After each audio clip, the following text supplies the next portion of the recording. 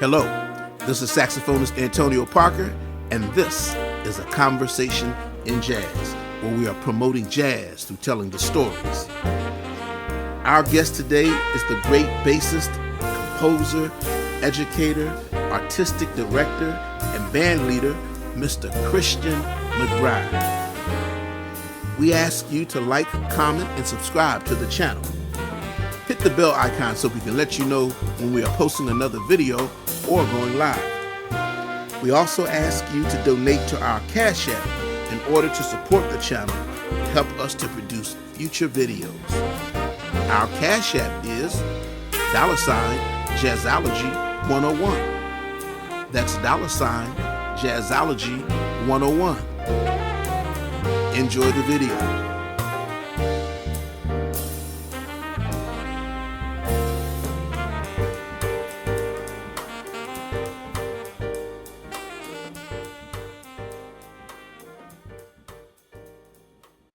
Hi, I'm saxophonist Antonio Parker, and this is A Conversation in Jazz. Our guest today is an 8-time Grammy Award-winning jazz artist. He's a bassist, composer, educator, artistic director, and band leader. He hails from my hometown of Philadelphia, Pennsylvania, and has performed with the who's who of jazz greats, as well as others, including Freddie Hubbard, Roy Hargrove, Joshua Redman, Sonny Rollins, Joe Henderson, Chick Corea, Herbie Hancock, George Duke, Pat Metheny, The Roots, Sting, James Brown, and many others. He has appeared on more than 300 recordings as a sideman and has done at least 11 recordings as a leader. We both attended the High School for the Creative and Performing Arts in Philadelphia, along with the likes of the late Joey DeFrancesco, Questlove, Mark Nelson, and Boyz II Men. Please welcome my good brother, my homie, the one and only, the great bassist, Mr. Christian McBride. What's up, good brother? Brother. How you like that intro? Man, Yeah. it feels so good to hang with you, man. Yes, Thanks sir. for having me, brother. Oh, man. I've been a fan of your series ever since you started it. So, I'm so honored to have you, man. Welcome to A Conversation in Jazz. Thank you, my brother. Yeah, and I just want to let you know, man, how proud I am of you. Thank I mean, you, I feel like Antonio. I'm a part of a little piece of You're your my big little brother, history. man. You know what I mean? You're my big yeah, brother. We go back, and I learned a lot from you, man. Yeah, I specifically remember something you told me that helped me get my solo concept together. Really? I remember we were at All City rehearsal with Mr. Whitaker, and we were playing something. We were jamming on something. I took a bass solo, and I was just learning how to play, how to put it together. Mm-hmm. He was like, man, I notice every time you play a line, you start on the root. Like, man, why don't you start on the second or the third or the fifth or something? Just break it up a little bit. Because I used to be like, we play blue bass or something. I'd be like, boom, do do do do do do do do do do, ball, yeah. ball. He's like, hey, stop doing that. Wow. Well, thanks for sharing that. I didn't know that. Yep. Anyway, before we get started, man, we lost one of our homies, a classmate, colleagues, and you and him had a special relationship, man. We lost Philadelphia's own, the great Joey DeFrancesco. Yeah, man. It's still new. You know what I mean? Yeah, it still hasn't quite sunk in. Yeah. I'm still processing it as well. He passed away about 10 days ago, 9 days ago, something like that. 10 days ago. So it's still stinging. Yeah. How special was Joey? Well, man, look. First of all, the man mastered the organ, the piano, the trumpet, the saxophone, singing. I remember Melissa and I went to go see him at Birdland about 5 or 6 years ago, and he was playing everything, man. Yeah, no doubt. And we was sitting. I was sitting in the audience like, "Dang, what you gonna do next? Start tap dancing?"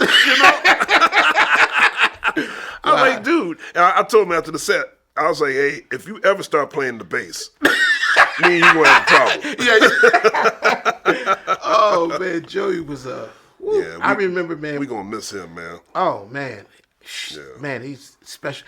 He's one of the big reasons why I play jazz, because I was going to Settlement, right? Music school. I was taking saxophone lessons and piano lessons, and I heard this sound coming from the basement. Yeah. So I'm like, I didn't know what jazz was at this time. Right. I go down there, man. Joey, like 10 years old, man. Bare feet, barely reaching the pedal. Right.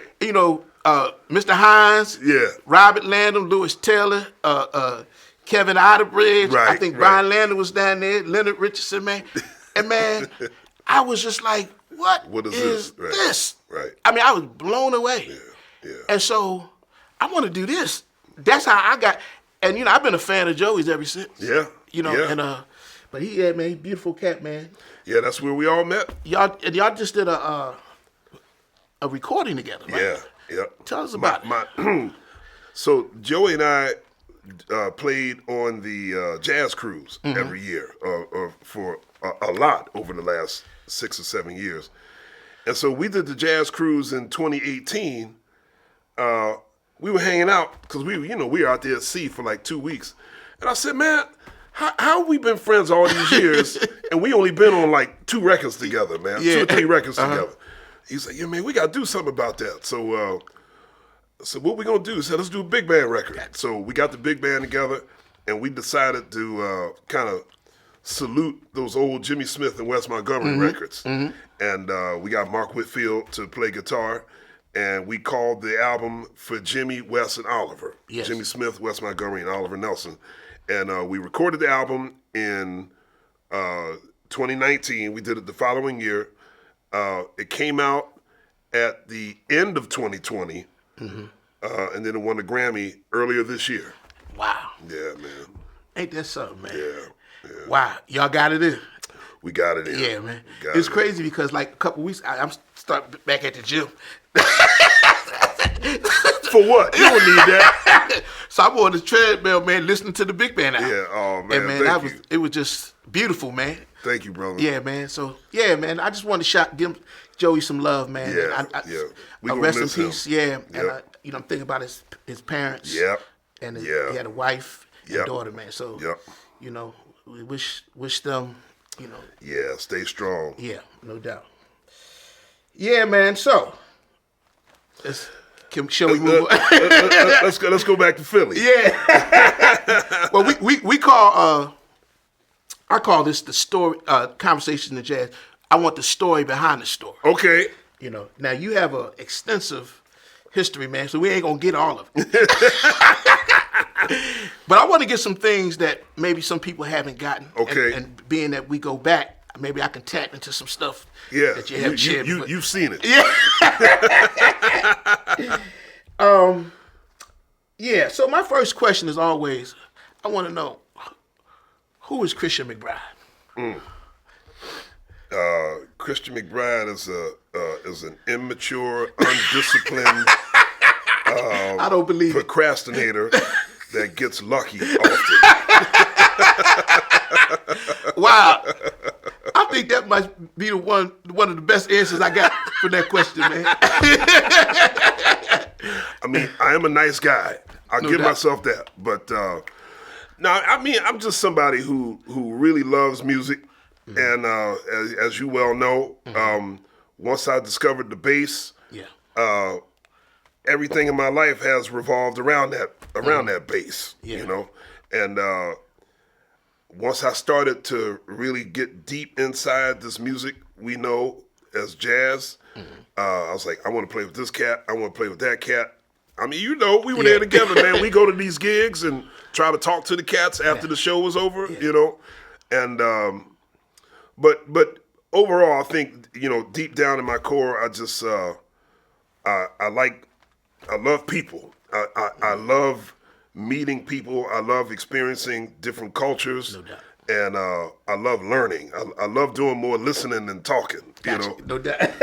We gonna get you to do some talking here. All right. Anything for you, brother. Yes, sir. Hey, man, do you pitch yourself sometimes? Because I mean, I'm looking at the cat. We talked about the shoe. I remember the shoes from with the fiberglass door. Yeah, I think he had a little fro. Exactly. Yeah. I mean, I'm looking at this cat, man, and seeing you now, man, it's like, wow. I mean, if you had to sum up, if there are words that you can find a way to describe, what has this experience been like for you? Man, excuse me. I don't know, man. You know, I do pinch myself every now and then because just recently I was driving through New York City, and my wife Melissa we were in the car together, and we were at a red light, and I was just looking around. I was just like, you know, that's one of the few times it actually hit me. I was like, you know, 33 years ago, I moved to New York City, and I was just like, oh man, I'm in New York. This is scary, but you know, I'm gonna do it. I'm gonna do this. Mm-hmm. I can make it. Hey, I ain't got no choice. Mm-hmm. I'm gonna make it. And I was just like, man, I can't believe that was over 30 years ago. Wow. You know? Yeah. And I was like looking around in New York like, man, it's so different. Like, you know, New York, it doesn't scare me anymore. Gotcha, you know, gotcha. And it's just like, man, I remember the time where I would walk down, you know, Times Square and be like, you know. Yeah. But then on the other hand, I was kind of like, yeah, but I'm from Philly, so this shouldn't scare me too much. No doubt. But Times Square in the late 80s was deep. Yeah. Now, you mentioned that, and in retrospect, you know, like I read where you said, I want to play with this cat, this Right. cat, this cat, this cat, this cat, Right. you know. Could you see this back then? Like, did you see, some people can visualize their future. No, I couldn't see it, but I mean, I saw something. I just didn't know with who, you know, like, because like if I go back to high school graduation, I like talking about this because particularly the young musicians, if you go back to like 1988, early 1989, I was getting real super tight with Wynton. Wynton and Mr. Allen from Overbrook had put together the Duke Ellington Youth Ensemble. And, you know, I'm talking to Wynton on the phone once a week. You know, he's giving me music to listen to. Wow. So I'm thinking I might get the gig. Wow. You know? Yeah. And then I had also met Terrence Blanchard.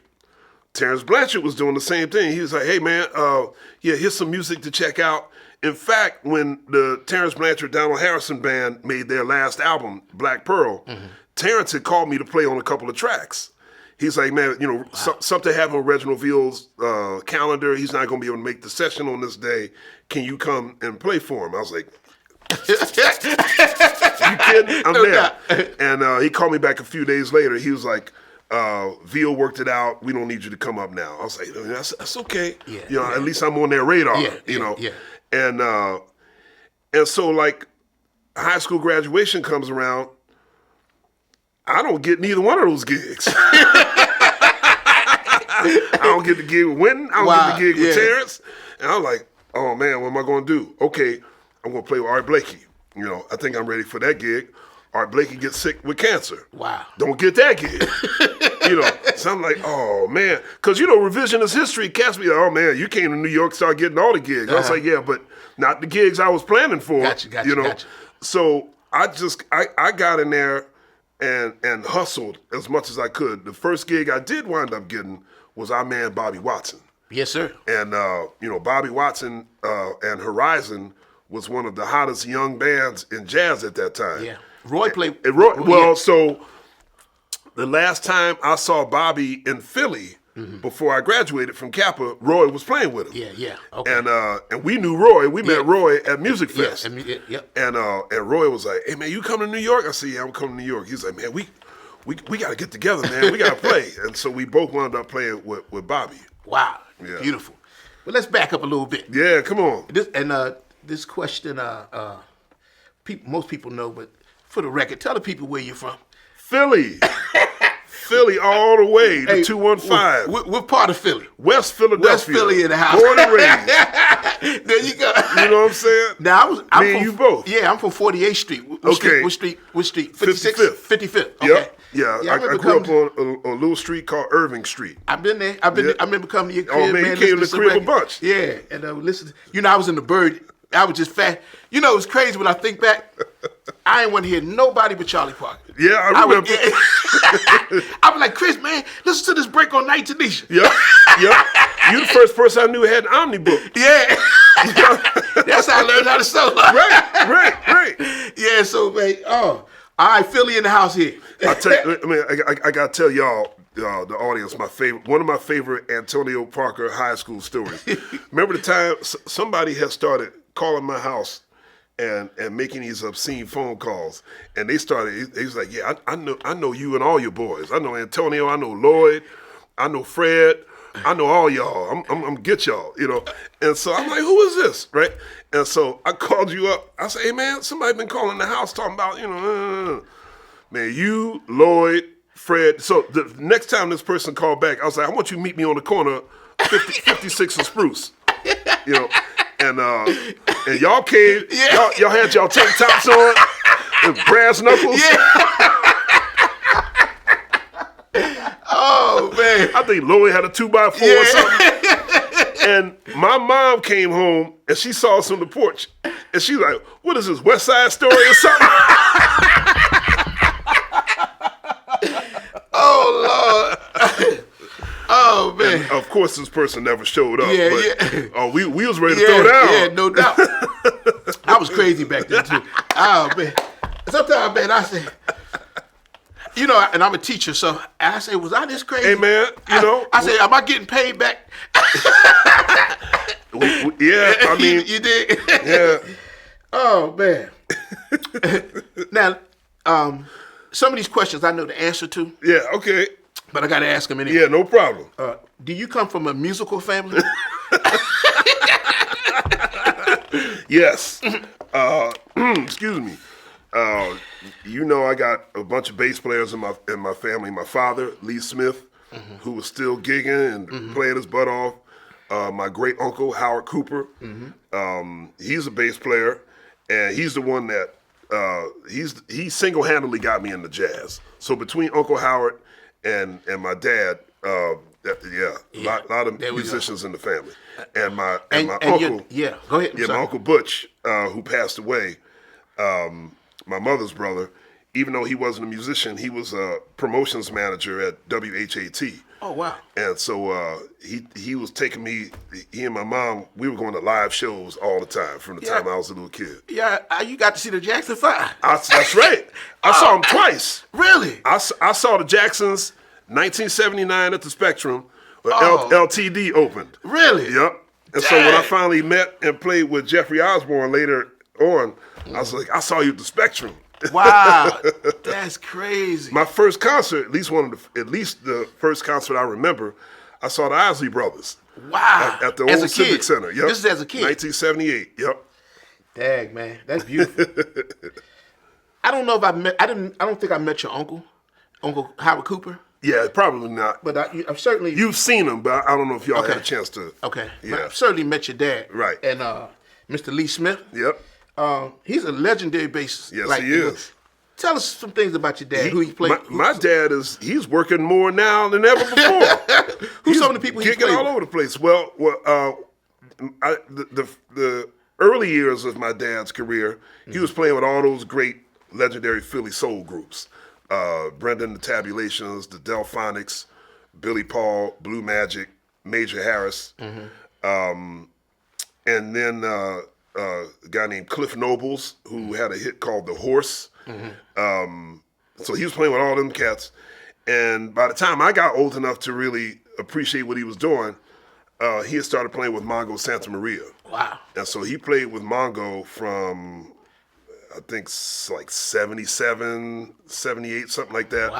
Wow. Until 82, something like he did like a 4 or 5 year run with Mongo. Wow, beautiful, man, yeah. And I saw him play. My earliest memories of my dad watching him perform, it was always with Mongo. Wow. And Dizzy Gillespie was always sitting in. Toot Steelman's or whoever it was. And this is as a kid? Yeah. Yep. Wow. That is something, bro. Yep. I was checking out an interview with your father, and he told the story of you seeing him play with Mongo and Ella Fitzgerald. Yeah. Yep. And that's when you knew. Yep. That's right. Tell us about that. Yeah, it was 1980, the Atlantic City Jazz Festival. Sponsored by Budweiser. I think it was. I still have the poster. And yeah, man, Mel Torme, Ella Fitzgerald. I think Dexter Gordon was on the gig that night. You got to see Dex? Yeah. I mean, I was too young to really appreciate it. Yeah. But he was there. And Mongo with Dizzy as a special guest. And so yeah, I was 8 years old. And I went to the gig with my grandfather. My grandfather and his friend took me. We went down to Atlantic City. The grandfather I knew? Oh, yes. Oh, yes. Yeah, that was my man. Yeah, man. You know. He's so cool. Yes, he was. And so we went backstage after the gig. And I don't know, just for whatever reasons, that night, it clicked. I was like, I want to play the bass. Wow. I want to try this. Yeah, yeah. And they took me backstage, and my dad said, let me introduce you to Dizzy. And I remember Dizzy, this was out. Dizzy was, he was sitting on a milk crate, and he was smoking a cigar, and his shirt was open. So he was sitting there smoking a cigar, his shirt was open, sitting on the milk crate. And I remember some woman comes up, he's like, oh, she was like, Mr. Gillespie, you know, you're one of my heroes. And Dizzy's like, yeah. Oh, man, that's funny, man. I was like, these old dudes are funny. Man, had I known you saw Dizzy Yeah. when we were in high school, I'd have lost my mind. Because I was a bird dude. Yes. Yep. You know, and I mean, like anybody play. I was at a gig, man. I don't know if you was on it, or because I don't know who was playing, but one of them gigs, Mr. High. Yeah. And we were playing, man, and Max Roach came up. Yeah. That's right. Were you on that hit? Yeah. Yeah. Max came a couple of times through town. Yeah, man. I was like, wow. And the fact that he played, Bird. Play with Bird. Wow. See, I'd have known that, man. I remember one time we saw, it was Billy Taylor. Yeah. Billy Taylor's group, Max Roach's group. Yeah. I remember seeing Archie Shepp. Was Grover there? I don't know. It was some gig out in Fairmount Park. And we went, and someone had made an announcement that there was this big Charlie Parker tribute. And we called everybody. Dizzy was there, Max was there, Percy Heath was there. They just mentioned all these cats that played with Bird, and he was like, "Hey, what about Roy Haynes?" I think was Red Rodney on that? Yes. Yes. Red Rodney was on that. Yeah, I remember that, man. Wow. Yeah, you was Bird all the way, man. Oh, man. I love that about you, though. Oh, man, I'm still Bird. I saw your dad in 2007. I was playing at the Cape May Jazz Festival. Okay. And he was playing, I don't forget who he was playing with. I was playing with drummer Keith Kilgore. Yes. Drummer for the Blackbirds. For the Blackbirds, yeah. Yep. And I think, was your dad playing with Houston Pierce? I can't. Maybe. Yeah, I forget who he's playing with. Yeah. But he remembered me. Hey, man. And You're unforgettable. Who could ever forget you? But, man, that was the first time I heard him play. Mm-hmm. And I was just blown away, man. So I said, wow. Yeah. Yeah, man. Well, my dad was, my dad wasn't playing upright until I got to high school. Okay. I think he messed around with it a little bit, but he didn't really start getting serious about it until I was almost out of Kappa, because he was playing strictly electric bass before that, doing all those R&B gigs. Like you. Right, yeah. Exactly. I tell people all the time, man, like, if you go back to talk to cats that I grew up with, I was like, they probably surprised I played as much upright. It was like, man, he was playing electric back then. Yeah. But it's funny. And then this just hit me. Yeah. Dwayne Burner was playing violin. Violin. Yeah. Exactly. Yep. Yeah, man. I don't even think he started playing bass till he was a senior. Yeah. Oh, senior? He was senior. Okay. Wow. Yeah. But he learned quick, boy. Yeah. Yeah. But I was gonna say, man, like when I was a kid, I would watch my dad shed, and he'd be playing all this stuff, and I was like, Dad, what are you playing? He's like, I'm trying to learn all my Jocko stuff. I was like, Jaco, who's Jaco? He's like, Jaco Pastorius, I'm gonna hook you up. Yeah. So he gave me a cassette of Jaco's first solo album. So yeah, my dad was straight up electric bass head, you know. So did your dad have a great impact on your development? Oh, big. Well, he got me interested in the bass. Like he taught me the basic mechanics of playing the electric bass. Okay. And that kind of got me started. But it was my great uncle that was like, here, I'm gonna get you some Mingus records and some Ray Brown records, some Paul Chambers records. Oh, wow. So he turned me on to the music. Beautiful. Yeah. That's beautiful, man. And the first album that made me fall in love with jazz at Massey Hall. Wow. Yeah. Wow. That record changed my life, man. Beautiful. Yeah. Yep. Well, I got to ask you about Moms McBride. Come on, man. How is Moms McBride Moms doing? is great. Hey, Mom. Yeah, she's the navigator of the ship, as I like to say. Because you know what happens when you tell, particularly with my story, everybody knows my dad plays, everybody knows my great uncle plays. So, moms don't get no love. Proper respect. Yeah, you gotta give moms some love. Okay, my mom's not a musician, but my mom was the captain. Yeah. You know what I mean? Yeah. She made sure all this stuff happened. She made sure I went to a good school and got good training, had good teachers. Yeah. When I wanted to go to college for music, it was my mom that, did all the sussing out. Yeah. Hey, Mom, I think I want to go to New York. I want to go to New York, go to college, So, mom's always makes it happen. Always no doubt, has. Man. And she's always been a beautiful spirit, man. Yes. She calls us her children. That's right. Yeah, That's right. Yeah. All of you. Shout out to Moms McBride. What up, Mom? Now, was she into the music? Yeah. Okay. Yeah. My mom is not a musician, but she definitely has the ears of one. Yeah. She played. So I think the core of my being are the R&B and soul records that we listen to every day. Yeah. Because we had a house full of records. You remember? Yeah. We had a house full of records, and the turntable was on every minute of the day. Always some music was playing. Yeah. And Earth, Wind and Fire, the Isley Brothers, James Brown, Aretha Franklin, Gladys Knight, all that great Motown stuff. But then it'd be like the Blackbirds, or Ronnie Laws, Pharoah Sanders, a little Coltrane here and there, So like a lot of the stuff that we listen to now, they would probably say it was jazz, but at that time, like Phoebe Snow, Al Jarreau, Angela Bofill, Phyllis Hyman, all that kind of stuff, Now, were you the kind of a kid that would be reading the liner notes? Big time. Big time.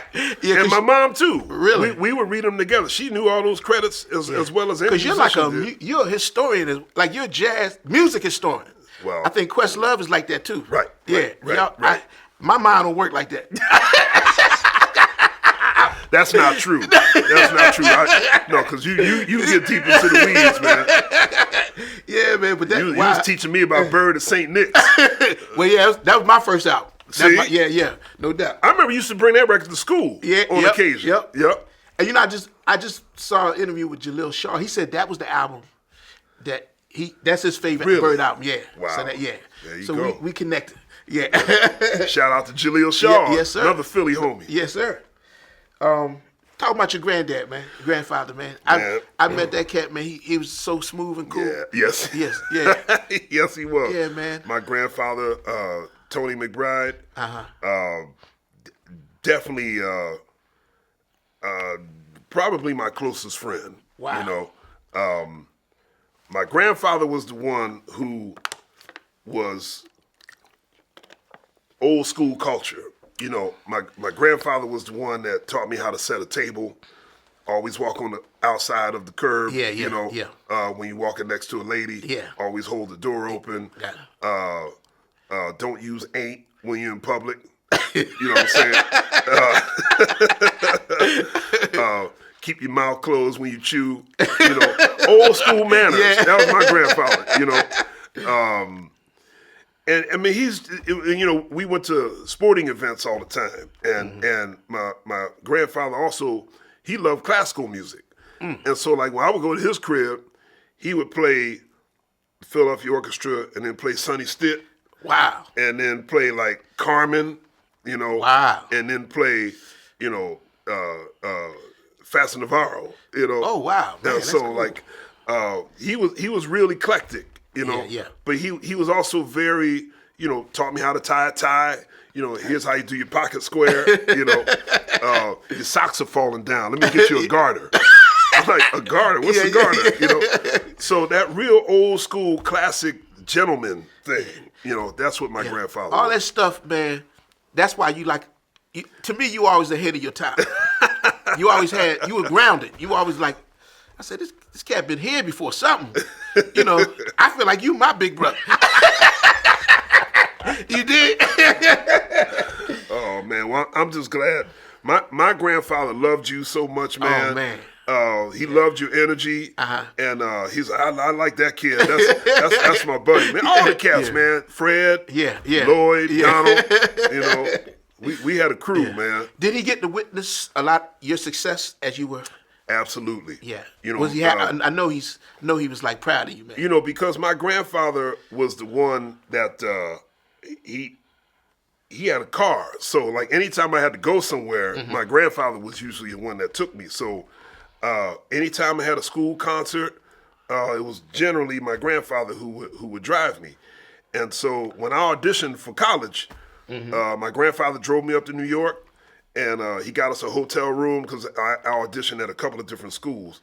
And then, he's the one that walked me around Central Park and, we would go to the museums and stuff like that. And the number one special thing about my grandfather, I tell people about this. In a way, it's ruined me. For his entire life, like once I moved to New York and started gigging, he never accepted a guest ticket from me. He would never, ever let me put him on the guest list. Wow. My grandfather said, no, I'm going to buy tickets. I was like, Pop, I can't let you do that. My grandfather would be like, how many people you know? How many people you know hitting you up, asking you to be on the guest list? Yeah. If you put everybody you know on the guest list, you're not going to make any money. Especially when you play in Philly. Yeah. And I was like, you got a point there. You know what I'm saying? And he was like, no, I'm not taking no guest tickets. Beautiful. My grandfather paid for every concert. Wow. Beautiful. And that stuck in my mind. It was kind of like, you gotta support the music. Yeah. I know everybody, we friends and we family, but cats gotta eat. And the establishment. Right. They gotta stay open. Hello. You know what I mean? That's right. Wow, beautiful. So so when people hit me, hey man, I see you playing. Let me get 4 tickets. Yeah, I see my grandfather's face. I'm like, man. Yeah. You want to show love to everybody, but you can't do it. You just can't do it, right? But I know he's smiling down on you, man. That's my man. Yeah. So we had to touch on grandpa. Oh yeah, absolutely. Yeah, I want to go talk about some of your early development, right? Okay. So your first instrument was the bass? Yep, electric bass. Okay. Yep. And you say you were attracted to the bass because of my dad. Of your dad. Yeah. Okay. So like when you hear music, are you initially attracted to the lower spectrum of sonic play? We have a bit of that sauce. I knew you was gonna laugh at that. See, this is what we used to do in class all the time, man. Mr. Gorney had be getting mad.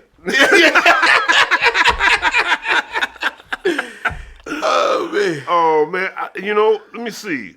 I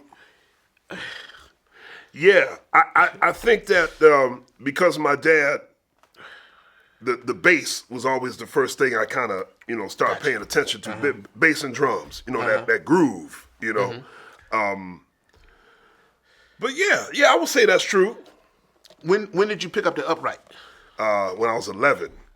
When I went to a place called Pepper Middle School, which was in Southwest Philly, way out near the airport. And I had to play in the orchestra. And so dig this. Remember Mr. Rogers? Yeah. So Mr. Rogers was the brass instructor at Pepper Middle School.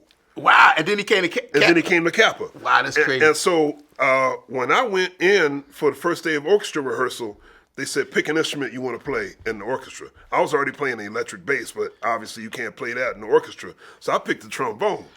Oh, wow. Because I love Fred Wesley on all the James Brown records. Yeah. But, man, nobody taught me that to play a brass instrument, you got to buzz, So I'm blowing in the trombone like,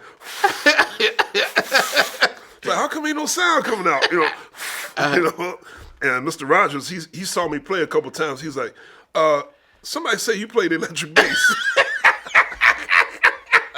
I said, yeah. He's like, why don't you play the upright? I was like, He's like, no, give me the trombone.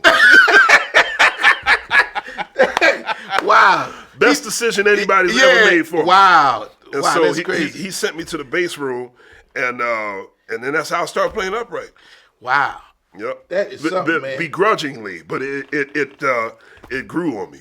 Now, how different is playing the upright versus the electric? Well, I'll tell you what, being 11 and being naive helped, because when I looked at the upright, I was just like, well, I'm going to guess it's just an oversized vertical electric bass. I'm sure the notes in the same place. I just got to pretend I'm playing, standing up. Oh yeah, all right, yeah, they're in the same place. Oh wow. And I started playing like "Beat It" or Billie Jean or something on there, or the upright. Yeah. I was like, all right, I think I can do this. Yeah. So for me, it was more of you just had to make a physical adjustment. Just had to play like, instead of playing like this, got to play like this. Yeah. Now I remember your dad saying, or I was listening to your dad say your dad was self-taught on the bass. Yeah. Mm-hmm. Okay. Now, did you initially start out being like figuring it out yourself, or was it formal training from the giddy up? No. So like when I got my first electric bass, my dad showed me a couple of songs. So I'm just kind of okay, like Papa Was a Rolling Stone and like I Can't Go For That, Hall & Oates, so I'm playing this stuff, and I just started trying to learn stuff by ear. I would listen to these records and try to figure out with the bass. I was like, okay, I think I got it, And then that's when my mother was like, oh, you serious? Wow. See, that's what I did wrong. What's that? See, when I started learning how to play jazz, I would look at courds and trying to fit C, D, E, F, G, Right. And that's why, and so there's a different kind of muscle when you using them ears than when you think all that thinking. That's right. I'm more of a thinker. I'm trying to work on it, but. Oh, please, you got that. you totally got that now. So did music come easy for you? Did it come? I mean, I guess it's all relative, but I wanted it so bad. Yeah. I just dedicated myself to it. Yeah. What I dig about you, man, is that I think you have some natural gifts. Yeah. I think you have perfect pitch, right?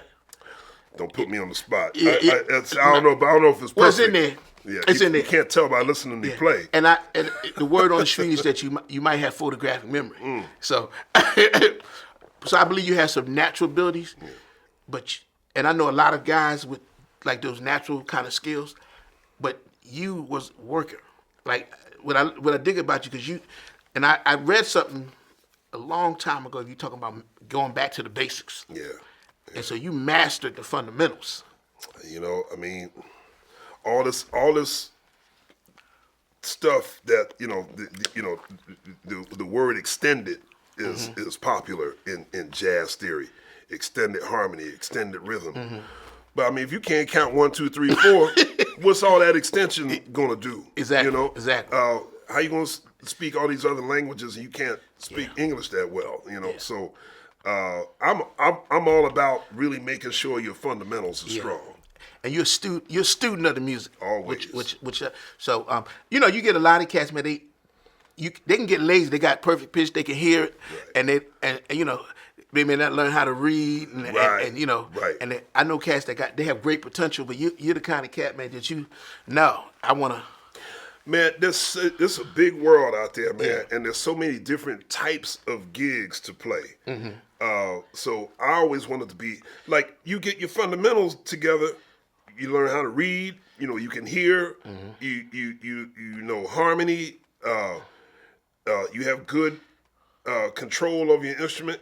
You can do any kind of gig you want. Exactly. You know, I remember doing the first time I did a Broadway show. I remember thinking like, you know, because you know you got to play the music. Yep. You know, and you just got to make sure you're on. You got to be listening for the cues, follow the conductor. And I played in Motown the Musical. I subbed a few gigs in the pit orchestra. And I was like, now I'm a New York musician. Wow. I'm playing on Broadway. Wow.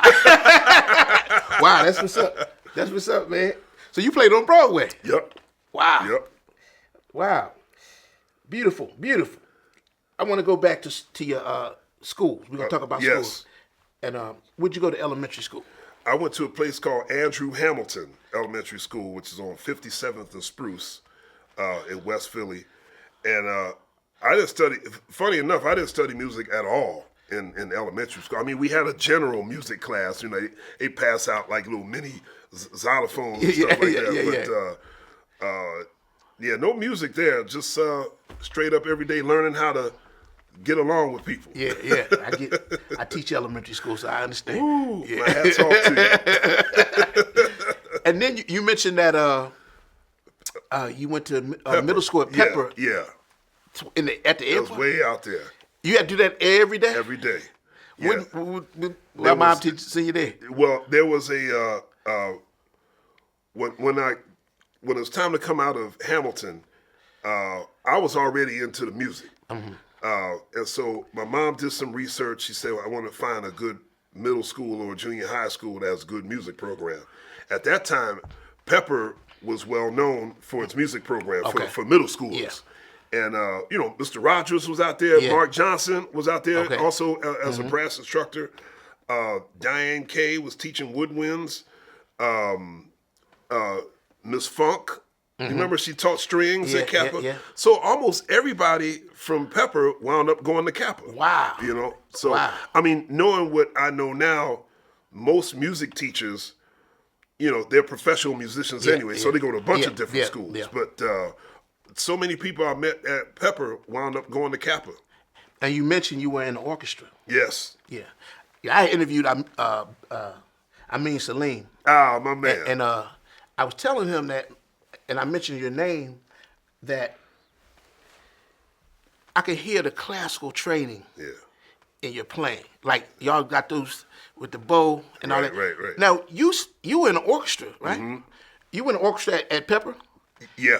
And were you in the All-City, like, settlement orchestra as well? Yep. Well, not the settlement orchestra, but I was in All-City. Okay. And so Miss Funk, who, as she was known then, she said, you know what, you might be good enough to audition for All-City. Yeah. You're generally not supposed to be in All-City till you get to high school. Wow. But you should take the audition. Wow. And so I auditioned for All-City Orchestra when I was in 8th grade. And I got in. I probably shouldn't have, because I remember my audition was sad. But it was the equivalent of being thrown into the deep end of the pool. Yeah. You know, it's like, you know, sink or swim. Yeah. So I remember I'm in the back of the bass section. I'm, you know, like all the bass players, they were good. Yeah. You know, they reading all that hard. They read. We playing the Bach double violin concerto. Yeah. Now, I ain't never seen that many 16th notes on a page before. Yeah. I was like, this is a bass part? Man, because I was used to seeing like half notes and whole notes, you know, quarter notes, you know. Now I see all these 16. I was like, oh my God. I'm looking at the rest of the bass section like, oh man, I can't do this. You know? And I wish I could remember her name. God, I don't remember her name. She would like go around and observe each section, and she'd be like, come on, Christian, you can do this. You'll be all right. You'll be all right. Just keep trying. I was like, I can't do it. You know. And oh man, that first year was rough, man. Yeah. But I shared. Yeah. You know. Yeah. I was like, let me go home and get it together. Yeah. You know? Beautiful. Now, man, and is it me or did Philly have a rich culture? Oh man. And like you had musicians that were like in high school and they were, you know, I went to Settlement Music School. Yeah. And man, they were serious. Yeah. I don't know if I see this same level of it today. It's there. Yeah. Not only did we come from a great city, but I think we came from a special era in a great city. Yeah, no doubt. So many cats, like between the mid 80s and the early 90s, I mean, like, look how many people dominate, it's like you came out of there, the Roots came out of there, Kurt Rosenwinkel came out of there, Joey came out of there, Boyz II Men came out of there. We're going to talk about that one. You know what I'm saying? We talking about Kappa right now. We talking about Kappa, yeah. But, cats came out of Overbrook. Dwayne Burno, Damon Bennett, Lil John Roberts, so all came out in that same era. Yeah, man, it was a special time, man. I'm just glad to be connected to it. Yeah. Because I mean, whatever I do today, there's so many bad cats that actually, didn't become household names. Yeah. Donald Ward, Verdine Brown. Yeah. Tamika Patton. Dwayne Eubanks. Dwayne Eubanks. Yeah, man.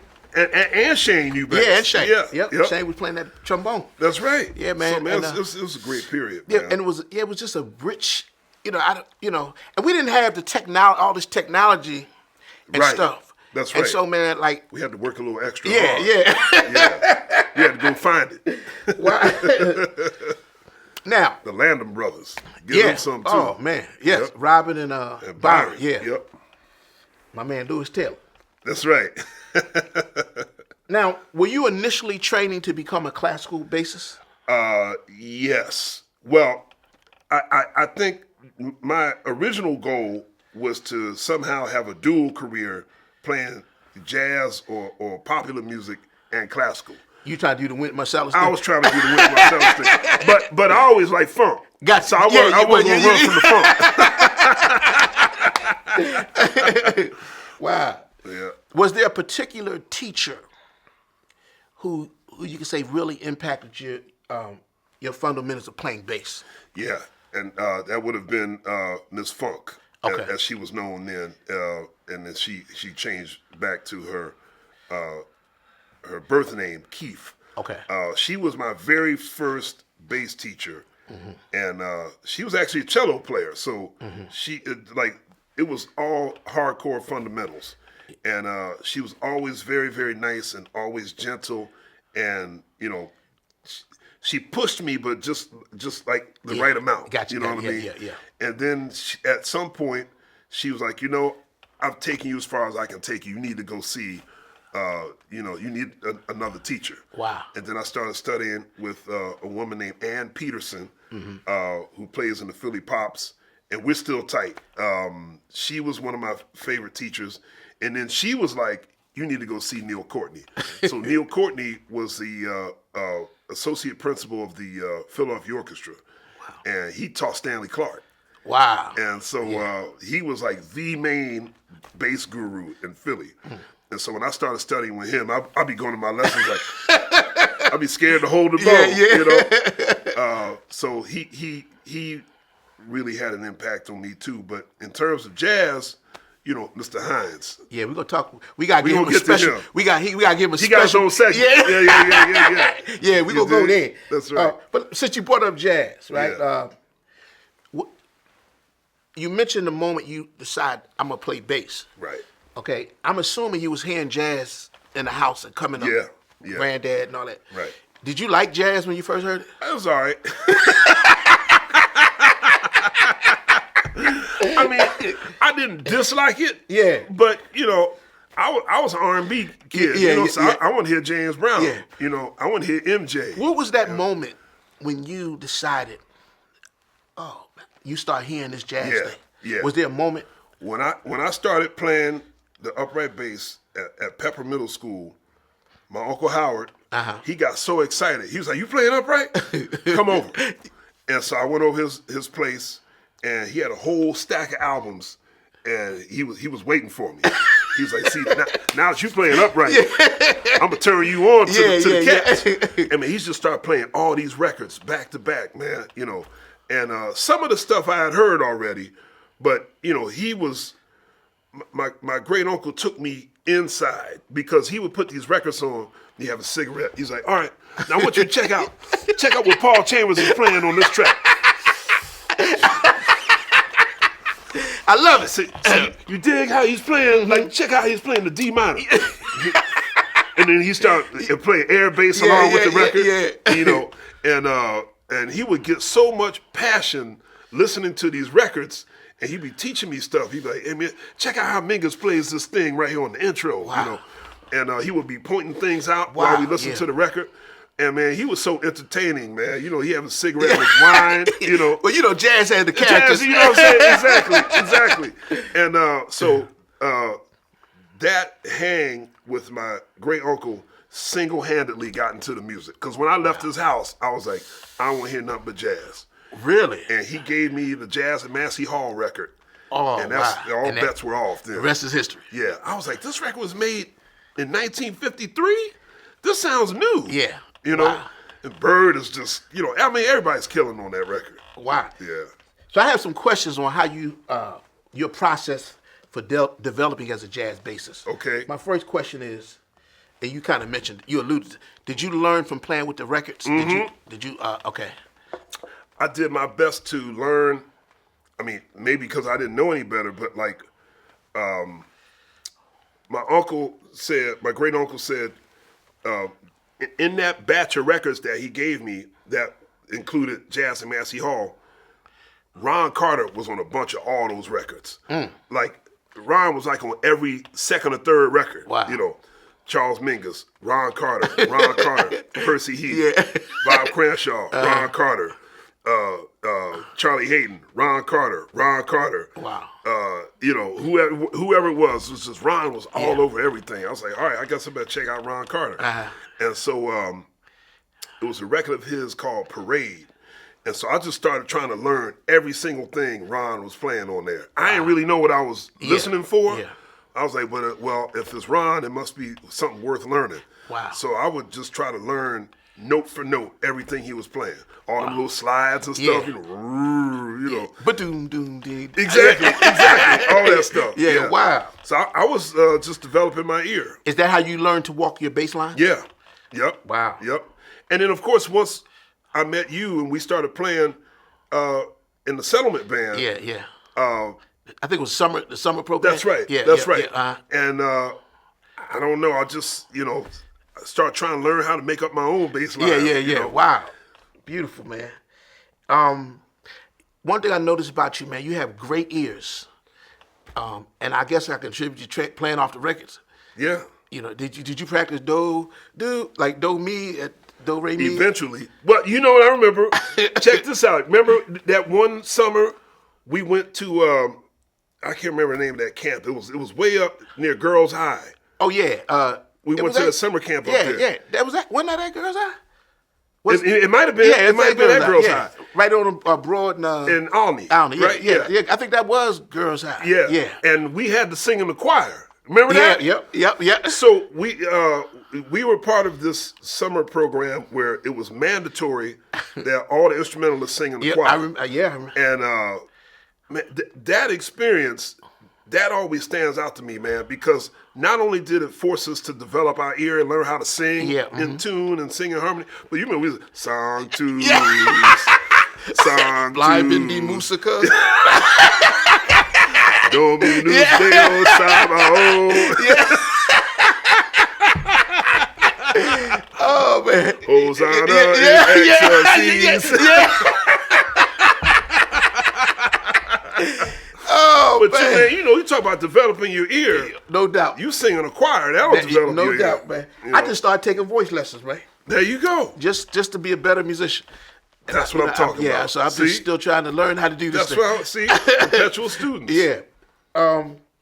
You also have a great sense of time and rhythm. Thank you.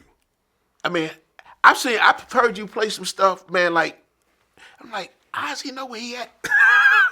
You know, I mean, you fools you. I'd be like, man, do you have is there some secrets that, you know, to your sense of time? You know what, man? I think, at least for me, I feel like learning and knowing about funk helped my time. You know, because like when you play in funk, like you listen to James Brown, that stuff is rock solid. That stuff don't move.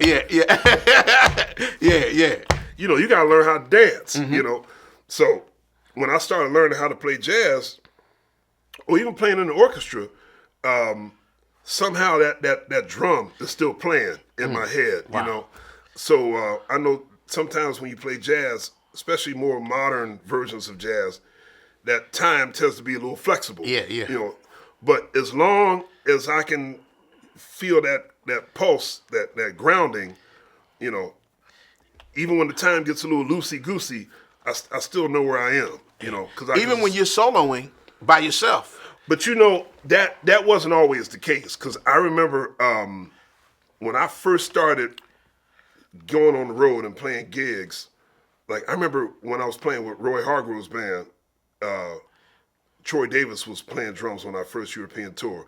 Sometimes what would happen is, you know, after the piano solo, when the bass solo would start, Troy would lay out, you know, so he'd be like, take. Then I have it by myself for like 4 bars, and he would come back in, you know. And like, I would always mess the time up in those first 4 bars. Really? And I'd be like, what am I doing wrong, you know? And recently, I started going back and started listening to that stuff. I was so uptight and so nervous, I would be rushing real bad, right? Oh, wow. Okay. And so I had to learn to simply trust everything and relax and just like, okay, it's cool, you know? Yeah. And another habit I formed is I always keep my eye on the drummer. Because I realized that as a bass player, me and the drummer, you know, we got to lock up. So, yeah, I'm feeling them, but I'm also keeping my eye on the drummer all the time. Yeah. You ever, like, coming out of a drum solo, and they play, like, okay, where's he at? Yeah. Oh, all the time. All the time. At some point, I'm hoping, okay, sooner or later, they're going to give me a 1. Yeah. All right. Just do the best you can. Yeah. Just do that. So you go through all those processes? Oh, absolutely. In your head? Okay. Absolutely. Wow. Now, once you play with certain cats often, you know what their tendencies are. Yeah, got you. Certain cats, if they get off, you kind of still know where they are. You know, it's like, all right, I know what they're gonna do. You know, I'll tell you what though, the one drummer who I've played with, it's like when you try to trade 4s or 8s with them, bro. You talk about, I was like, oh man, I have no idea where we at. I'm scared. It's Jack DeJohnette. Really? Yeah. Wow. Cause you know, Jack, you know, he'd be playing, and then sometimes Jack is just, and I'll be like, help, you know. Wow. And I'll just wait for, you know, I'll just try to keep my eye on his hand. Do you still get nervous? Like, bam. Do you still get nervous? Yes. I don't know if I get nervous as much as I get anxious. Because like before every gig, I'm like, yeah. Let's go. Yeah. Wow. I hear that. You know. So one more question on the your process. Yeah. How did you develop your musical memory? You know 1,000,000 songs. Fear. You said fear? Yeah. That's how I developed my music. Because, I mean, like, I realized that if I've had an opportunity to sit in with certain cats, you know, I can't take no real book up on stage. Yeah. You know? So I better, you know, every song I learned, I did my best to memorize it, you know. Oh, wow. Because I was like, you know, I mean, certain songs you just, you know, you like them and you remember them. But I never wanted to be that bass player that didn't know the changes. Yeah. So, you know, you get on a gig and somebody calls a song you don't know, it's especially embarrassing for a bass player. Wow. So do you have to, once you learn a song, is it locked in or you have to keep? It depends. Every once in a blue moon, you might have to, you know, dust the cobwebs off. But I remember like being around, like especially being around the old cats like Ray Brown and Hank Jones, Harold Mayburn, rest in peace, Barry Harris, Al McKibben. Man, there wasn't any standard you could call that they didn't know in any key. Really? I was like, man, how do they do that? You know, like I would see Ray Brown, and somebody would say, Ray, let's play More Than You Know in C, right? Most cats I know, 99.9% of cats I know, they'd be like, More Than You Know. Okay. Wow. Okay, yeah, I think I got it. You know, they might miss a change or two, but most of the time they have it. Ray Brown be like, count it off. He wouldn't even take no time to remember what the changes were. It was like he had a built-in hard drive of like chord changes, melodies, and he could just transpose on the spot. Wow. I never saw him get stumped on anything, man. Wow. Well, man, And I was like, well, if that's what I got to do, I ain't going to make it. I already can't. I can't think of saxophone player name. Clifford Jordan. Oh, yeah. Heard Clifford Jordan. Yep. I ain't gonna tell you the piano player, but he called. I was at the gig. So he called a tune, and the piano player said, "I don't know that one." He said, "Okay, a one." Yeah.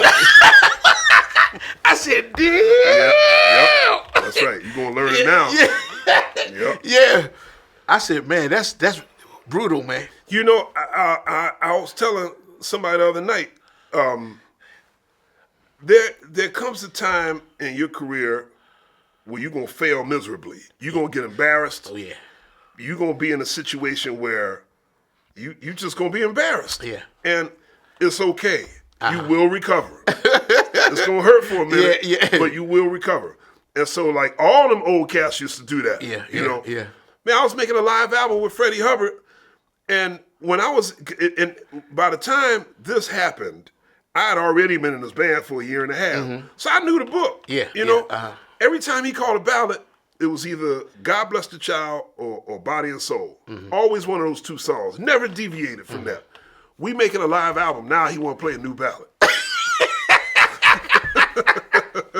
Keep you on your toes. I mean, but damn. Yeah. You know, so he's taking this cadenza, and I was like, "What's that?" I'm looking at Benny Green like, and he gives a downbeat. I'm like, wow. I ain't know what we playing, man. We play But Beautiful. And Wow. I know that song now, but I didn't know it then. And man, I was like, why is he doing this to us, So you had man? to redo the tape? Nope. He left it on the record. Wow. You had to just I find it played like that? all the wrong changes. Oh, that's funny, man. You talking about Cold-Blooded? Yeah. That's in perpetuity. That's out there forever, man. Oh, you know? man. And I was like, that was cold. Yeah, you know? yeah.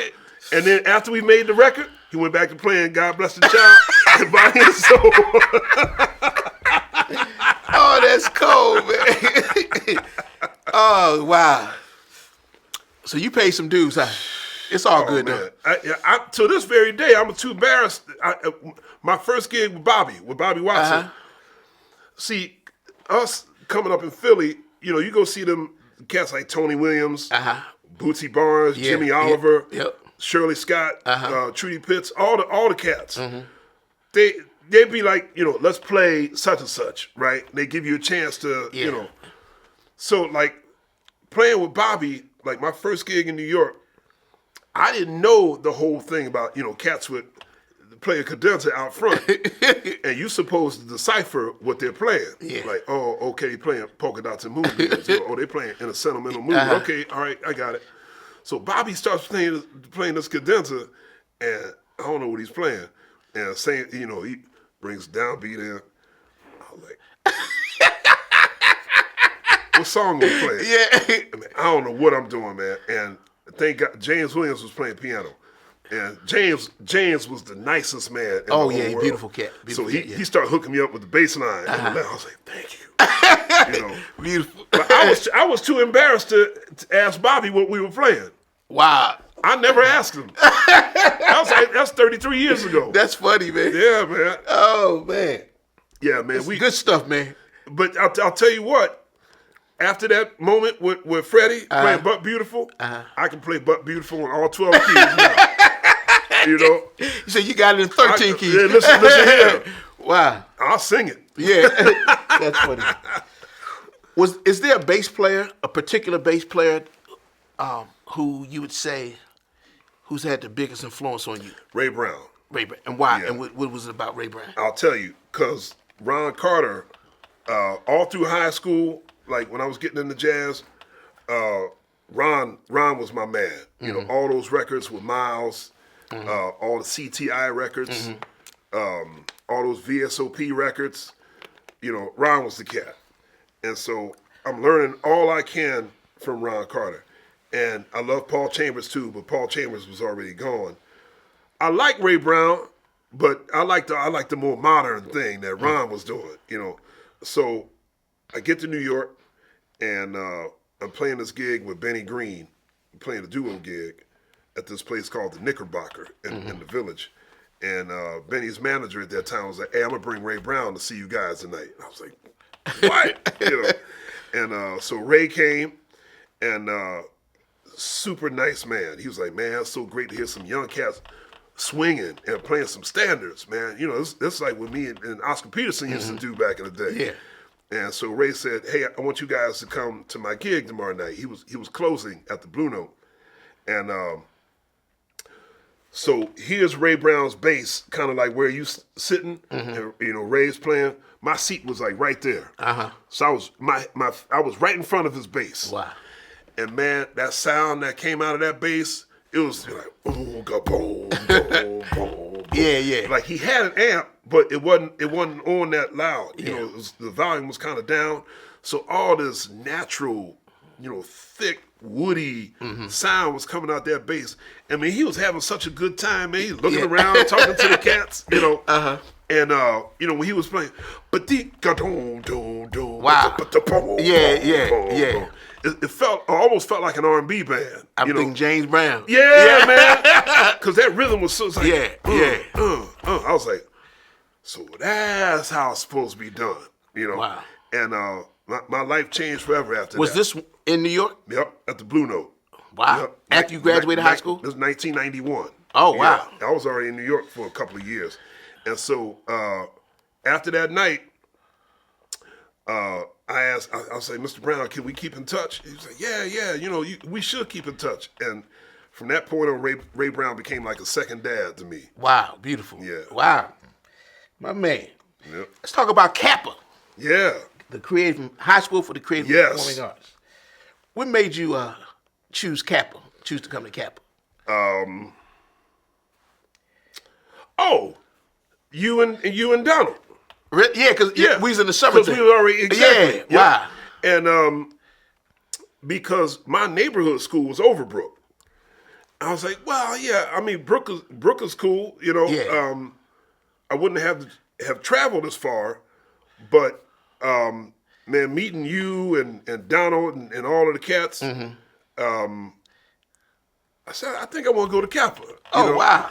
And I'm so glad I did, man. Yeah. I mean, you know, that, like I said, a legendary school during a legendary period. I don't think we knew it was going to be that legendary. Yeah, no doubt. I think I was there a couple years before you. Yeah. And now we met before you came to high school. Like, in this, I think we had settlement summer. Was that the summer program? And I remember that. Now I started playing with you guys in settlement when I was still in 8th grade. I was still in middle school. Yeah. You mentioned some of the people. Can you tell the people who came out of Kappa? I mean, this oh man, listen. I mean, come on, talk to them. You know, I mean, there's Joey D, there's Questlove, there's Black Thought, there's Kurt Rosenwinkel, all the Boys to Men, Mark Nelson. Siobhan Edwards. Later on, Siobhan. The late Siobhan Edwards. That's right. Tamika Patton, Verdine Brown, and then later on, Mel LaRue, Jasmine Sullivan, Leslie Odom Jr. Jasmine Sullivan with that? Yeah, she sure did. Wow. Yep.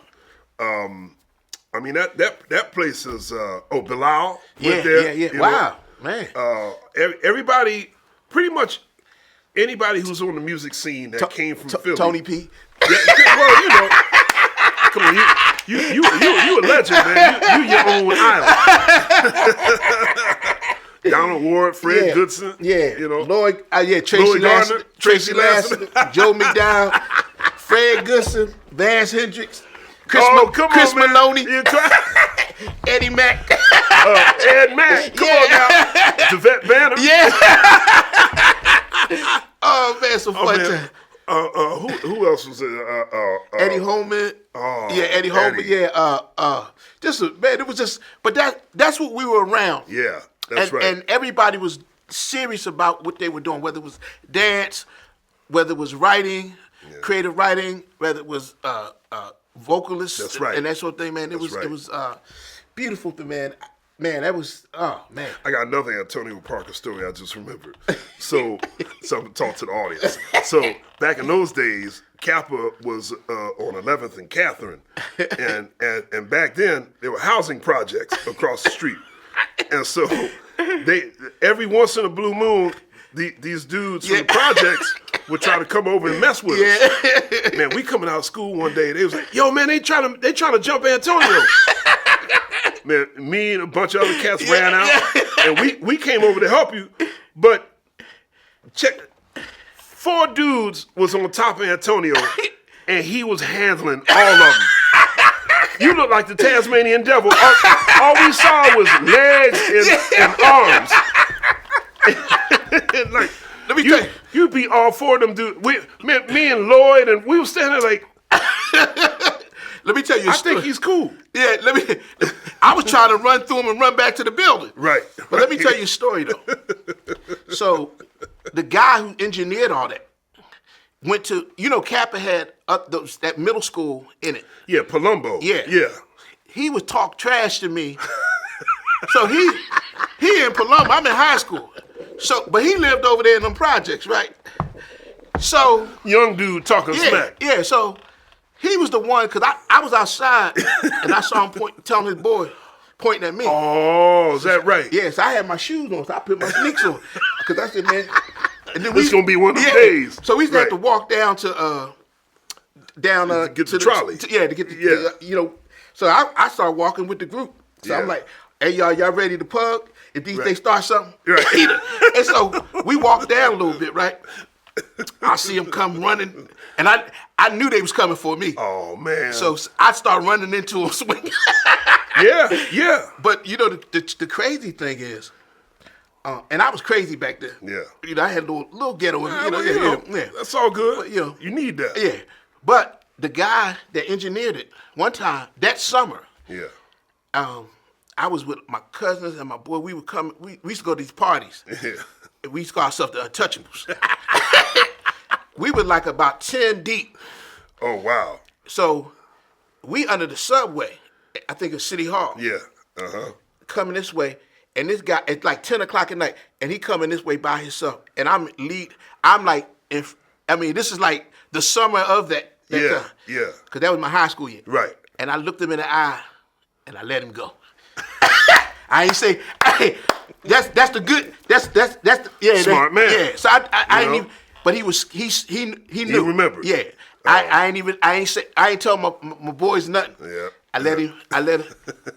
But that's a lesson. I hope he learned that lesson. You never know who got the, you know what I'm saying? So, but yeah, that was interesting, man.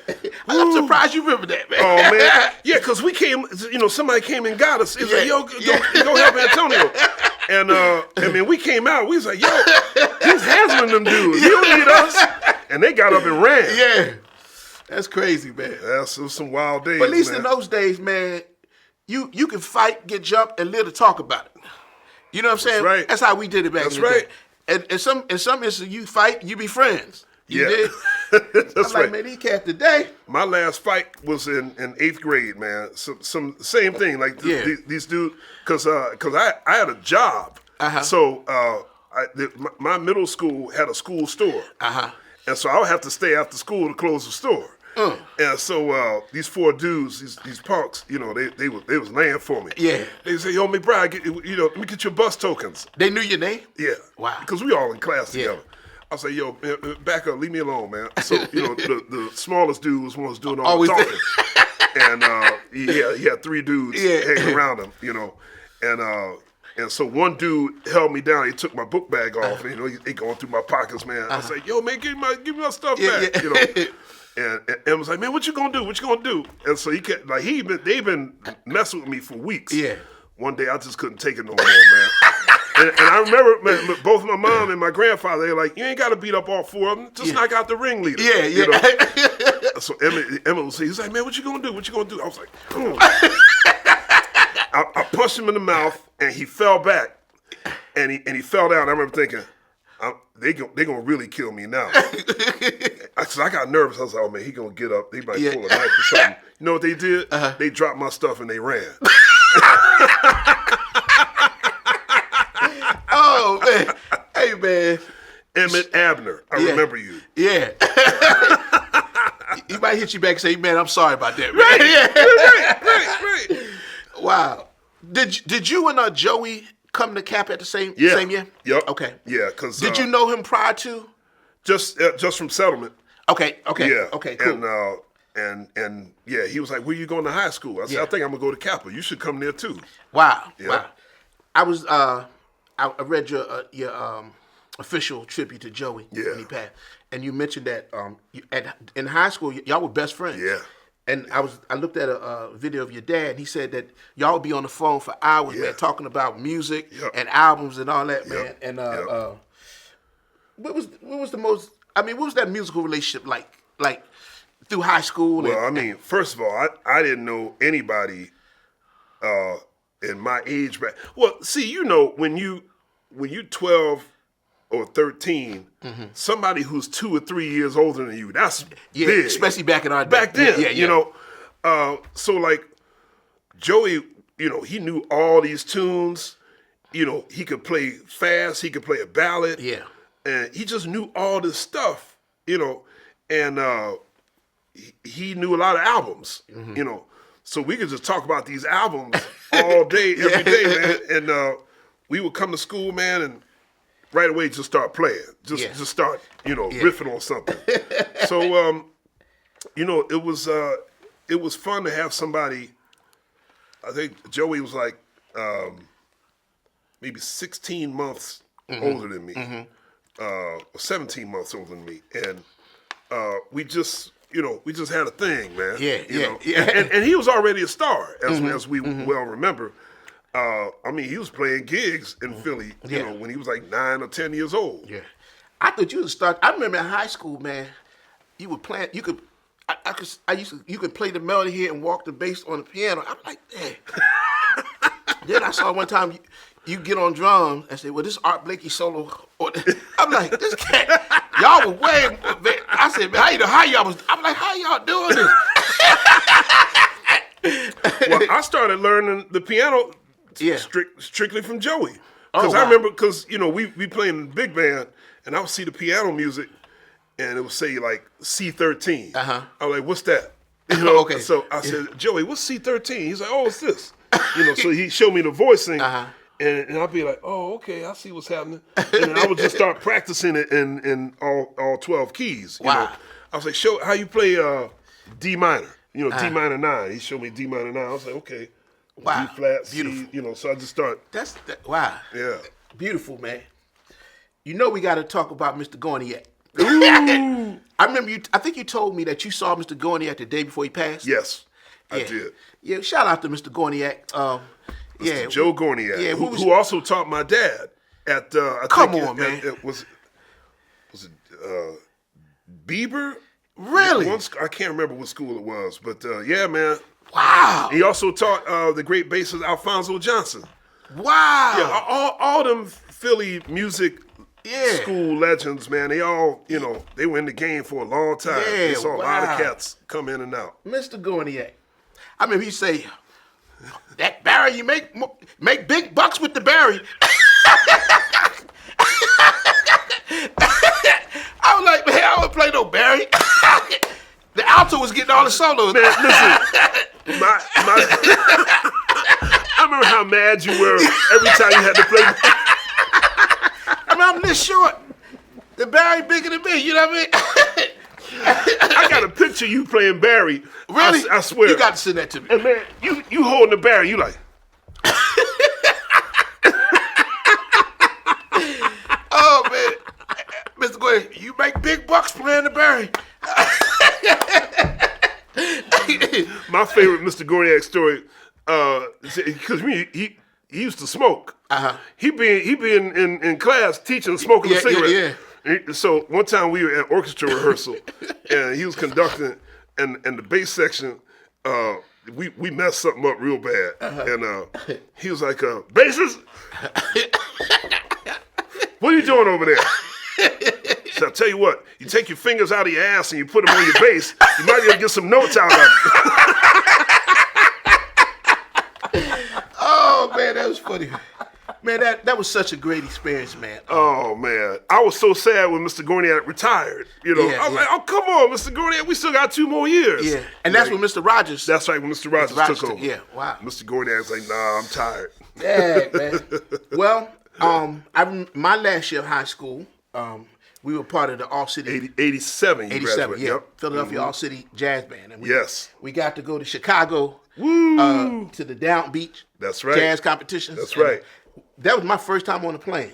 Yeah, me too. Really? Yeah. So I remember that, man, and I think we won a top band. Yes, we did. And you and Joey, didn't y'all win an award, some kind of award for best solo or something? Maybe. Yeah. Did we? I don't remember. Oh, y'all were recognized for that. I think you did. Okay. I remember. But let me tell you what happened. So we playing, and being adjudicated, right? Yeah. Yeah. And Mr. Whitaker pointed me to take a solo. So I stand up and I start solo, and my keys pop off the horn. Oh, that's right. I remember that. Yeah. And so I had to borrow somebody. In the middle of my solos, the keys pop off the horn. Yeah, I remember and that. So I ain't win no award. I was so down, man. I had gotten drunk that night, and I was late. I was in the hotel. They had to carry me to my hotel. I remember something you did that night, but I ain't gonna tell that story on camera. Don't tell me.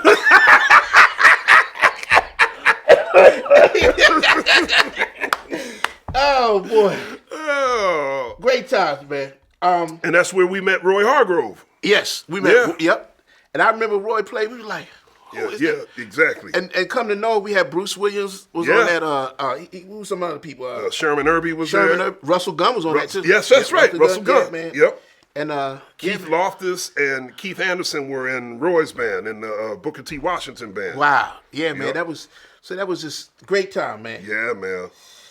I want to talk about 2 people that I know who had a big impact on you. Mm-hmm. That being the great, the Godfather of Soul. Yes. The hardest working man in show business. The one and only, the great Mr. James Brown. Yes. Now, did you know that me and James Brown share the same birthday?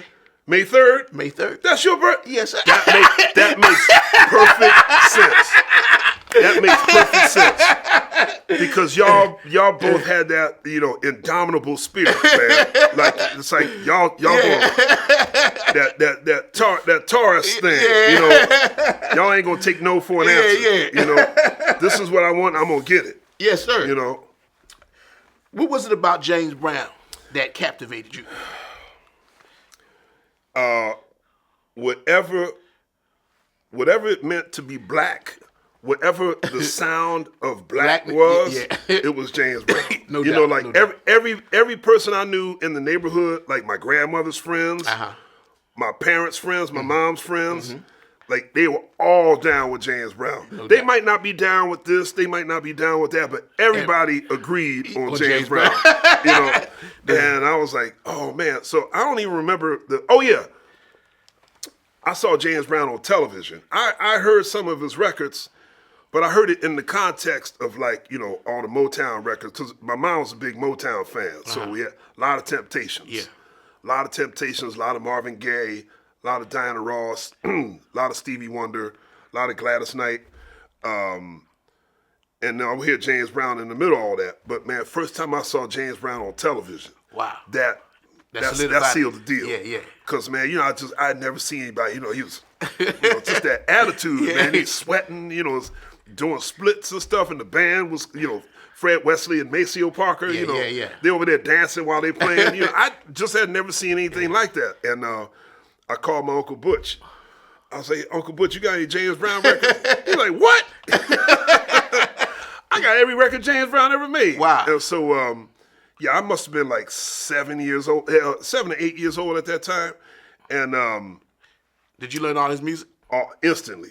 Wow. And like my Uncle Butch, so like my Uncle Howard got me into jazz. Okay. Uncle Butch, that was my James Brown crony. Gotcha. Because he would bring me over to his apartment and he'd be like, that whole top row up there, that's all James Brown. Wow. Pull down whatever you want to listen to. Wow. So we was Cold Sweat, Say It Loud, I'm Black, I'm Proud, Mother Popcorn, Hot Pants, Get on the Good Foot. Yeah. And he started taking me to see James Brown live. And I first saw James Brown when I was 10 at the Academy of Music. Wow. It was a double bill with Wilson Pickett. Wow. And just they was screaming and you got to see James Brown at the age of 10? Yeah. That messed me up. Oh my God. It scared me. The concert was so like, cause like I just never seen anything like that before, cause I had seen Michael already. I seen a lot of people by then. I saw Smokey Robinson, I saw the Isley Brothers. I saw Gladys Knight and the Pips, LTD, but I don't know, something about James Brown, it was too intense, man. Like I was in my chair like, wow.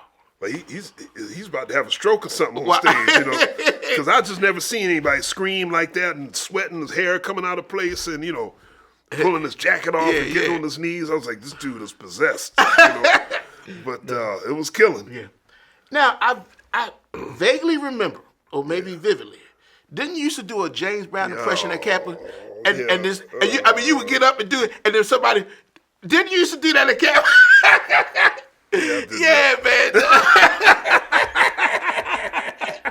There's video footage that exists.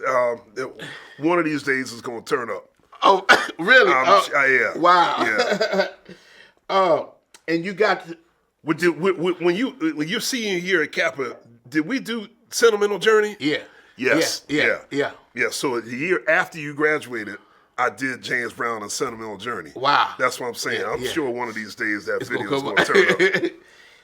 And you also got to not only see James Brown, you got to meet and perform with him. Yeah.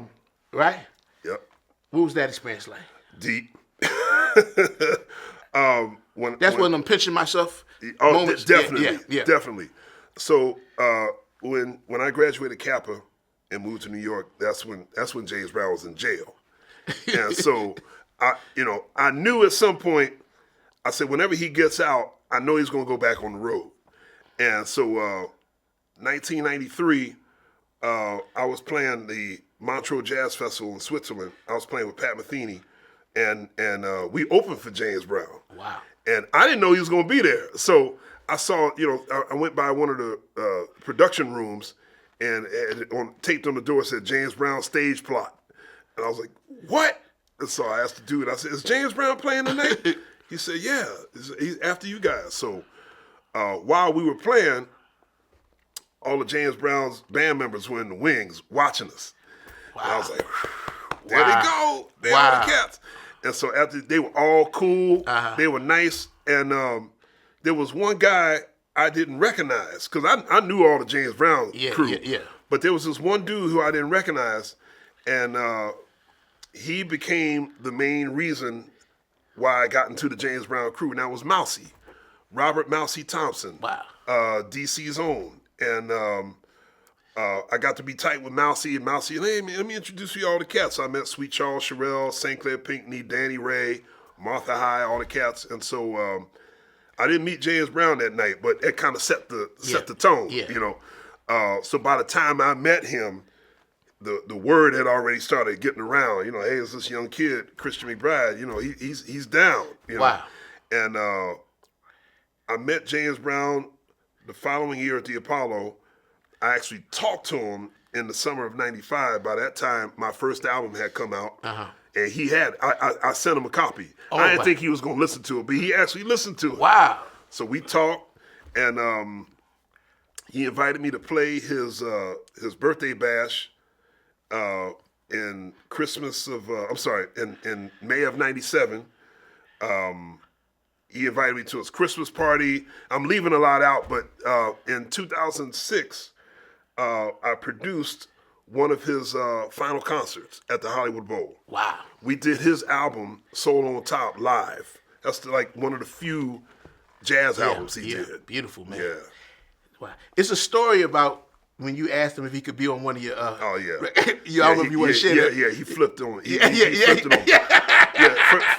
First time I asked him, you know, he was like, yeah, son, I'll think about that. May I play a little organ too. I was like, hey, you can do whatever you want, Mr. Brown. You know. So and I'll never forget this. After we had that conversation, Cindy Blackman had seen James Brown somewhere. And Cindy called me when she got home. She was like, hey, Christian, I saw James Brown over in Europe. He told me y'all have been in touch about he might play on your record. I was like, well, if he told you that, it actually might happen. Yeah. You know? And he's like, yeah, he said you want him to play organ. I was like, well, I want him to do whatever he wants to do. You know, as long as we can just do something. Yeah. A few months later, I called him up. He's like, I ain't making no record with you, son. Who you think you are? Wow. I'm James Brown. I don't play on nobody's record. Wow. But you gonna write some arrangements for me? I don't need your arrangements. He just like flipped, man. He did like a total 180. Wow. Yeah. That's crazy. Well, you know what, man? It'd be nice to hear you and Maceo get something going. I played on his album called Soul Classics. Really? It was with the WDR big band. Okay. And Cora Coleman Dunham played. She went to Howard with us. She went to Howard, exactly. Cora, so me and Cora played on that record with Maceo. Okay. And did we ever do anything else? I think it was just that one record we did. Why not get him on one of your joints? Well, you know, I wish I could, man. Maceo kind of semi-retired now. Oh, wow, yeah. But Fred Wesley's still killing. Yeah. Oh man, he's like the last cat left from the old James Brown crew still doing it. Wow. You know. We gotta talk about Mr. Haynes, Loving Haynes. Oh man. The man.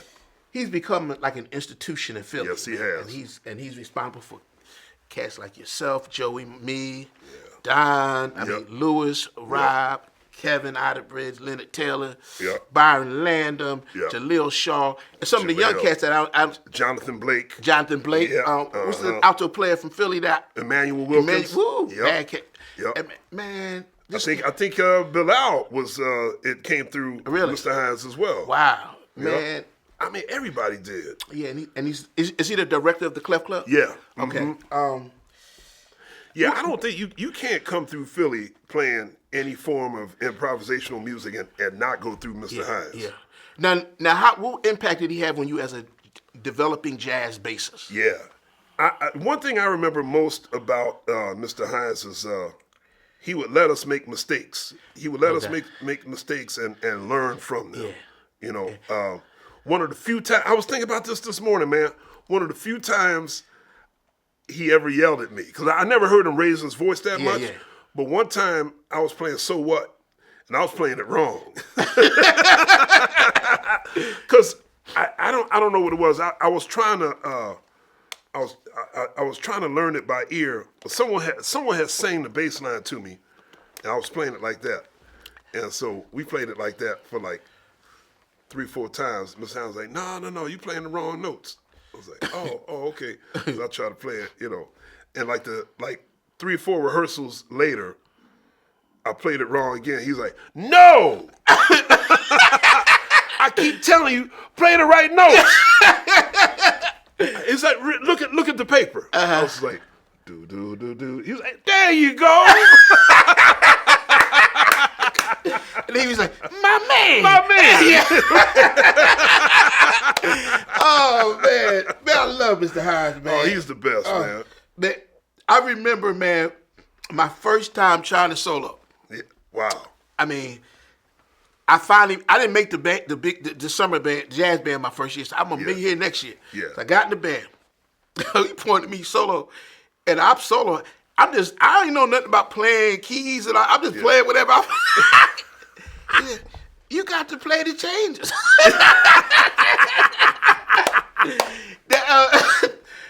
Mr. Haynes was, but he was very patient. Yes, and very patient. Yeah, and he and encouraging. Yeah, yeah, man. And I'm just thinking some of the people I saw, coming up. We mentioned Red Rodney. Yeah.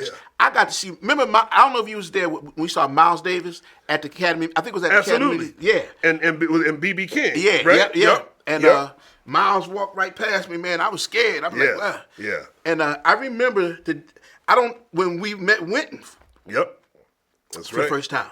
Yep. And I think you played for him. Yep.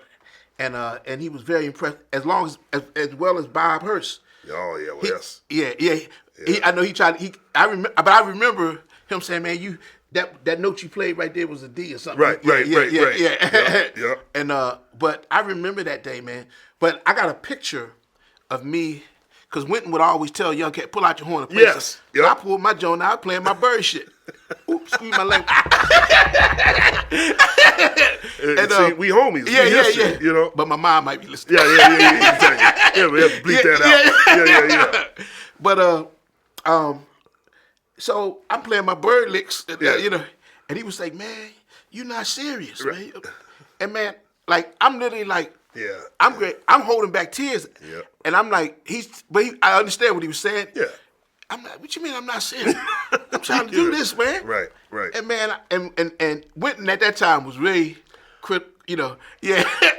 And so I got that snapshot of me like holding back tears, man. Wow. Yeah. Wynton telling me I'm not serious. Yeah. But I remember that day when we met Wynton. And Love It used to have us doing little gigs and stuff and meeting these cats. All these cats, that's right. Yeah, and man, so yeah, we I remember meeting through Mr. Haynes, meeting Max Roach for the first time. Yeah, and man, it's Grover. Yep, Grover. And how Grover was my man. Yep. Yeah. And I played on the street court. I would do my Grover stuff. That's right. Didn't we play on the street Yes, corner we before? did. Yes, we did. I remember you brought your bass out. Yep. And we were playing on the street. It was right there on Walnut Street, I think it was. Yep. Man, you bringing back old memories, man. Wow. What impact did Wynton have on your career? Oh man, Wynton, I believe the main reason why my mother was like, okay, I'll let you go to New York, because New York was still dangerous. She's like, I don't really want you to go to New York. Wynton talked her into it. Really? Wynton was like, look, Miss McBride, he's gonna be fine. I'll look out for him. Branford's up there, Terrence is up there, all the cats, Tane. We got him. Yeah. Beautiful. And so my Wynton helped to convince my mother that it would be okay for me to go to New York. But so when we met Wynton, I mean, he probably wasn't but 26. Wow. He was in his mid-20s. Yeah. And he was already like a household name. Yeah. He had already won a bunch of Grammys. And, I mean, you talk about being serious. I can't think of nobody at that time who was that young and that accomplished. Yeah, man. And that serious and dedicated to jazz. Yeah. So I had to dap him. Yeah. I mean, he could be heavy-handed back then. But he hooked up with Stanley Crouch and Albert Murray and really sort of to that sort of idealism got into the way he taught music. Which in many ways could be cruel, but I can't knock him for being as serious as he was. Oh no, man. Actually, I call this, and somebody needs to do. I was going to do it, but I might pass it off. A documentary on this period I call the Young Lions generation. Yeah. And that period, Wynton was the predecessor. That's of it. right. Yeah. But he was the fountainhead. Yeah. But I'm on the peripheral. I'm connected to it, because I went to school with you and Joey. Right. Then we met Roy. Yeah. Right. And then somehow you went to New York. Right. And next thing I know, Roy had his record out. Then you playing with Roy. Y'all would come to D.C. Yeah. And we would go hear y'all at the Blues Alley, And then I was at when Joshua Redman won the Monk competition. I was there when he won it. And so then I started seeing his career blossom, and I'm like in the mix of it. Yeah. And then when I was at Howard, I first heard Tim Warfield. Right. And And I was like, well, you were the first person that told me about Tim. Well, I was the president of Fine Arts Student Council, and yes. I put together a concert. Yeah. And we talked about that, and it was called the Young Lions. Yeah, that's right. And it was Alan Palmer on piano, yep. Christian McBride on bass, yep. Aaron Walker on drums, yep. Robert Landon yep. on yep. alto, yep. Tim Warfield yep. on tenor, and Roy Hargrove. Hargrove. That's right. And one day I was in the office. I said, I wasn't, I was like, well, let me see if I can make this happen. We got some, and I knew these cats, and I said, let me see if I can make. And so I put it together. I was like, wow, yes, I did this. Yes, you did. And y'all cats came and knocked it out, and we got that on. It's on YouTube somewhere. That was such a memorable concert, man. And I remember it well. I remember that gig, not just because of the gig, but I also remember Howard used to have a hotel back then, right? Howard Hotel, yeah. And you put us up there, and Mike Tyson was in the hotel. Did you know that? No! Mike Tyson was there. Really? Yeah. Wow. And this was right after he lost to Buster Douglas. About 91, 92, right? Yeah. Yeah. And maybe it was a year after he lost to Buster Douglas. But I remember it was right before he went to jail too. So that was wild. That was a wild time. Tim told me that concert, because Roy's manager was there. Yes. And he said that might have influenced, because y'all had the Futures thereafter. So, and I think you met Tim that's your first time. That was my first time meeting Tim. And then you ended up being in your band and recording with you. And, yep. and which was like, so man, I feel like I'm connected. Oh man, look, man, bro. I'll never forget it, man. Yeah. You had come back to Philly. You were already Howard. Yeah. And you came back, you was like, yo, man, you need to hook up with this cat, Tim Warfield. It's like, this cat can play. I was like, oh, okay. And then when I finally heard him, I was like, oh, yeah. So, I'm one of them cats, man. If I love you, boy, I'm like, yo. Yeah. I'm all, Yeah, you've definitely been there, man. Yeah. I think that was a important period in jazz. And then, another thing, I was in Betty Carter's first Jazz Ahead program. Were you? With Greg Hudson, Brian Blade, Cyrus Chestnut. That was 91? Yeah. I was in New York. You know what? I didn't know that. Yeah. Because I remember when that happened, Betty invited me. I couldn't come because I was working.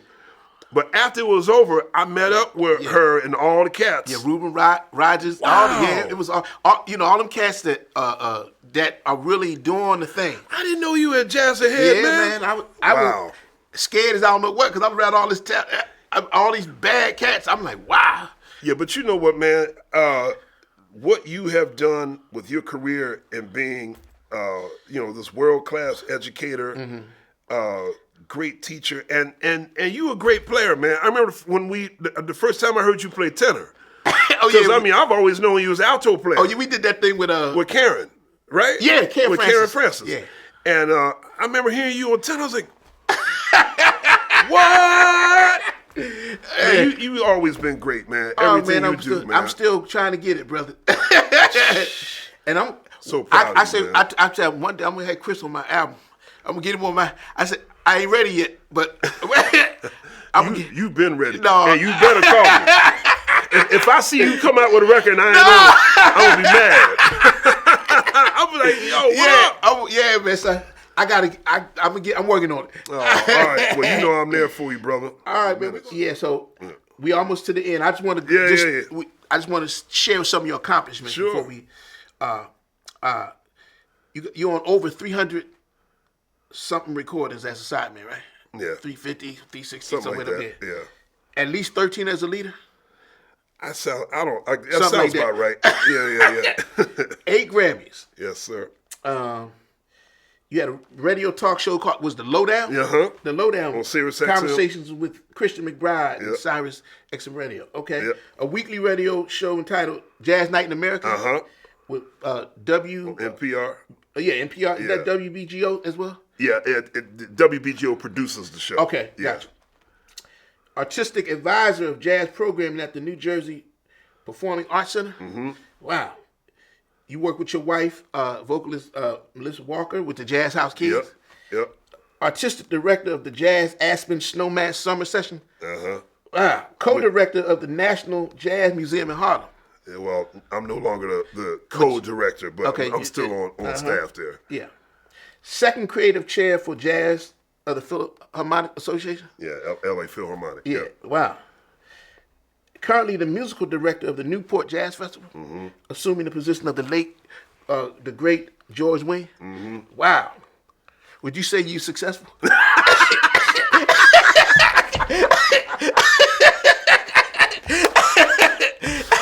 Hey man, I'm only successful if my homies that I grew up with, the homies I grew up with, the family, they be like, okay, you did well. Yeah.